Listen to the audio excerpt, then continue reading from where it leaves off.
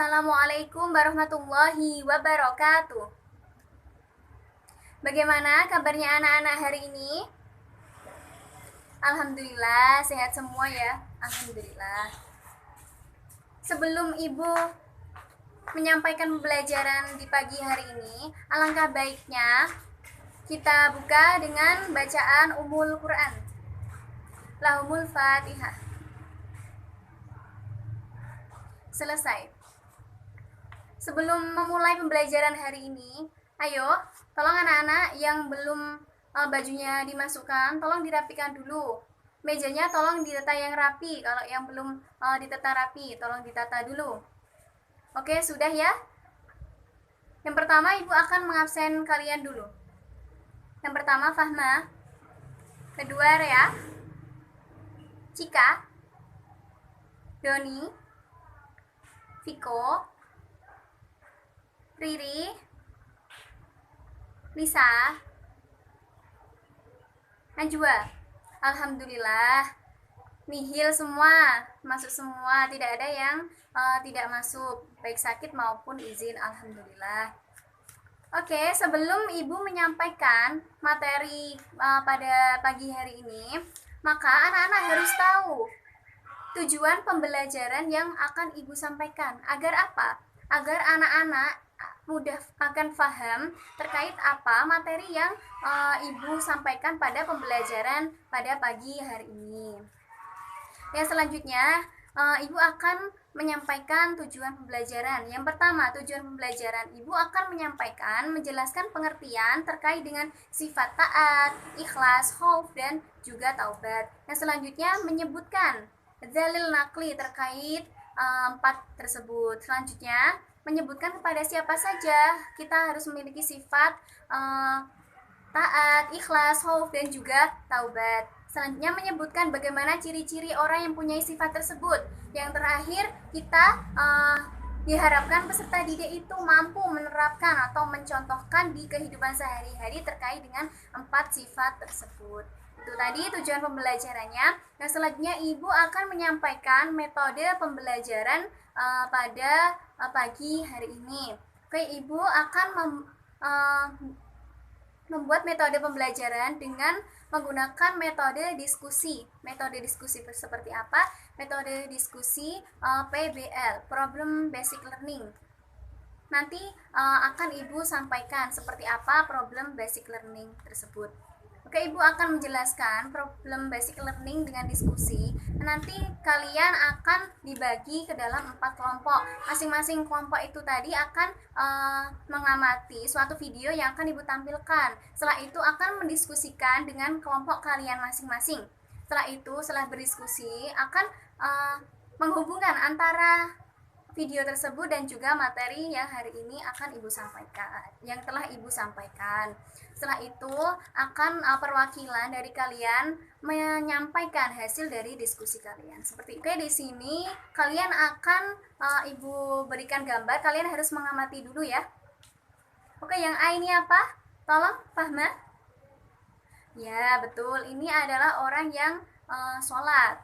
Orang sholat itu bisa diumpamakan dengan taat. Yang B, tolong, Basri. Ya, orang yang khauf, takut akan adab dari Allah. Dia tidak mau ikut-ikutan bertengkar dengan teman yang lain. Oke ya. Yang selanjutnya, orang yang ikhlas, selalu senyum. Di dalam apa? Dalam keadaannya yang seperti itu, dia selalu ikhlas menerima. Bukan menerima tanpa adanya usaha, dia usaha, tetapi dia ikhlas menerima ketetapan dari Allah Subhanahu wa taala. Ya, betul. Yang terakhir, ayo, tolong. Risa, tolong. Ya, betul sekali. Ini gambarnya orang yang mengacungkan tangan. Bisa kita sebut orang yang menyesali suatu perbuatan. Ya. Jadi, hari ini kita akan membahas terkait bab 3. Bab 3, akidah akhlak terkait dengan taat, ikhlas, khauf, dan juga taubat ya. Ibu akan menjelaskan sedikit terkait dengan materi. Yang pertama dengan taat. Taat menurut bahasa itu adalah tunduk, patuh, dan juga setia. Sedangkan menurut istilah itu adalah diartikan tunduk dan patuh terhadap apa yang diperintahkan Allah dan menjauhi apa yang dilarang Allah. Dan yang selanjutnya, taat itu kepada siapa saja? Yang pertama, kepada Allah. Ayo, kepada siapa yang kedua? Betul, kepada Rasulullah. Yang ketiga, kepada ulil amri atau pemerintah terkait dengan ikhlas. Ikhlas secara bahasa itu adalah bermakna bersih dari kotoran. Sedangkan secara istilah itu berarti niat mengharapkan ridho semata-mata kepada Allah Subhanahu wa Ta'ala, menerima dengan lapang dada.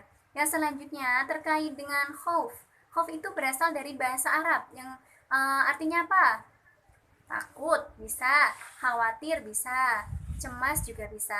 Secara istilah khauf itu adalah sikap merasa takut kepada azab Allah terkait dengan perilaku yang suatu hal yang dilarang Allah, seperti itu.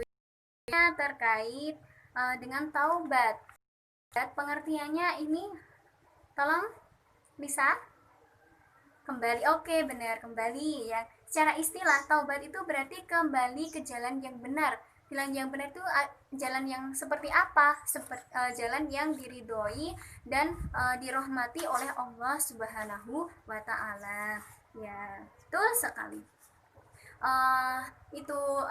Kalau jenis dan syarat taubat itu ada berapa? Ada dua. Yang pertama itu taubat menyangkut dosa kepada Allah, dan yang kedua menyangkut dosa kepada sesama manusia. Betul. Yang itu tadi materi yang Ibu sampaikan. Mungkin ada pertanyaan dari kakaknya, dari anak-anak. Alhamdulillah sudah paham semua. Oke, tadi Ibu sudah membagi kalian kepada 4 kelompok ya. Ibu akan menampilkan sebuah tayangan video. Ya, disimak dulu ya videonya. Nabi Ayub alaihissalam adalah cucu dari Nabi Ishak bin Ibrahim alaihissalam. Beliau adalah sosok seorang Allah yang memiliki tingkat kesabaran paling tinggi dalam menghadapi cobaan dari Allah Subhanahu wa Ta'ala. Nabi Ayub alaihissalam adalah orang yang kaya raya. Hartanya melimpah ruah dan ternaknya sangat banyak. Ia hidup makmur dan sejahtera. Hidup Nabi Ayub dipenuhi kesenangan, namun beliau tetap tekun untuk beribadah. Beliau juga gemar berbuat kebaikan dan suka berbagi kepada siapapun. Semua orang memuji kebaikan, ketulusan, dan keikhlasan Nabi Ayub dalam berbuat kebaikan. Bahkan para malaikat pun juga memuji beliau. Hal ini membuat iblis merasa iri dan dengki. Ia tidak suka ada manusia yang begitu solehnya. Iblis pun berniat membuat Nabi Ayub menjadi sesat. Iblis lalu mencoba sendiri menggoda Nabi Ayub agar ia tersesat dan tak mau bersyukur kepada Allah. Namun ternyata iblis gagal. Iblis pun tidak menyerah. Ia dan para pembantunya kemudian mulai menyerbu keimanan Nabi Ayub. Mula-mula mereka membunuh semua ternak. Kemudian mereka merusak kebun Nabi Ayub dan juga membakar semua harta kekayaan beliau. Namun Nabi Ayub dan anak istri beliau tetap rajin beribadah dan tidak pernah mengeluh. Mereka semua menerima takdir dengan ikhlas. Iblis dan para pembantunya kemudian mendatangi putra dan putri Nabi Ayub di rumah. Mereka menggoyang-goyang tiang rumah sehingga roboh dan anak Nabi Ayub meninggal dunia. Iblis mengira usahanya berhasil menggoyahkan iman Nabi Ayub yang sangat menyayangi putra dan putrinya itu. Meskipun Nabi Ayub merasa sedih dan menangis, tetapi jiwa dan hatinya tetap kokoh dalam keyakinan bahwa jika Allah yang Maha Pemberi menghendaki semua itu, maka tak ada seorang pun yang mampu menghalanginya. Iblis pun tidak patah semangat. Iblis kemudian menaburkan penyakit di sekujur tubuh Nabi Ayub sehingga beliau menderita sakit kulit yang menjijikkan. Semua tetangga dan orang sekitar menjauhinya karena takut tertular. Mereka menginginkan Nabi Ayub segera pergi meninggalkan lingkungan mereka. Maka pergilah Nabi Ayub dan Rahmah istrinya ke sebuah tempat yang jauh dari pemukiman manusia.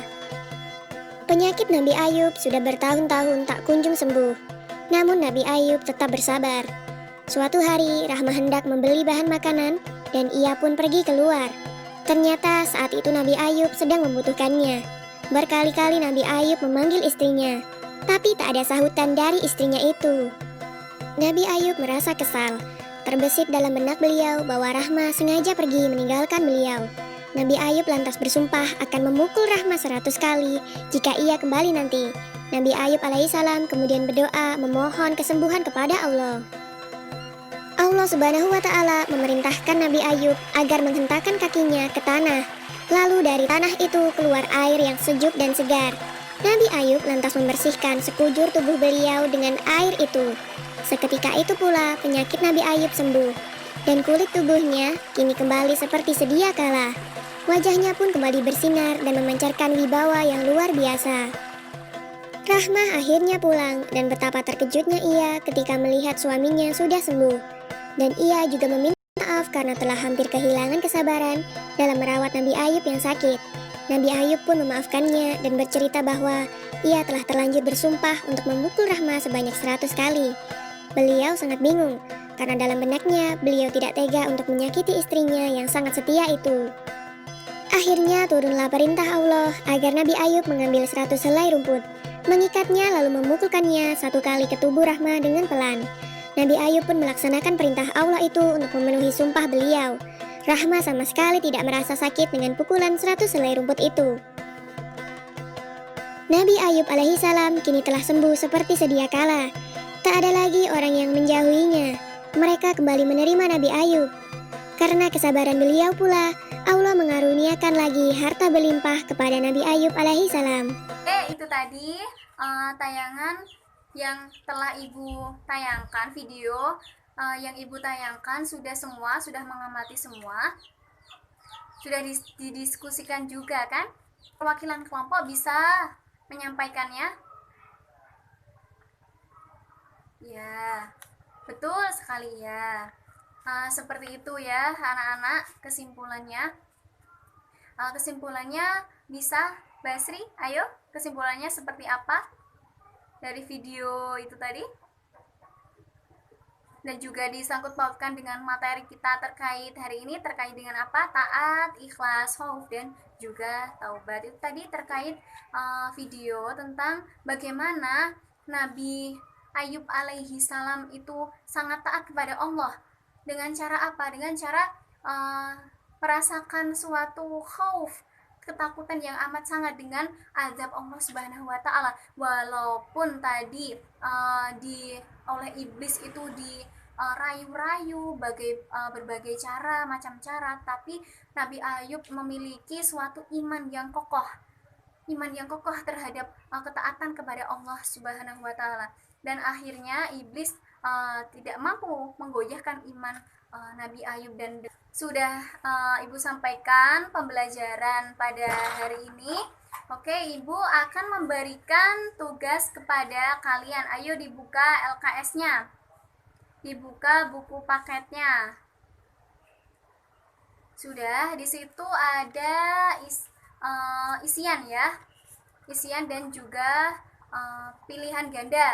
Dikerjakan di rumah dulu PR ya. Minggu depan kita akan membahas bersama-sama.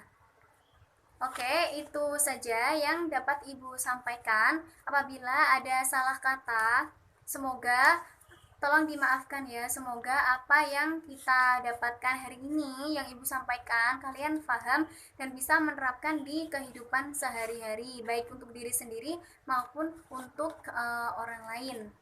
Oke, itu saja. Apabila ada salah kata mohon dimaafkan. Assalamualaikum warahmatullahi wabarakatuh.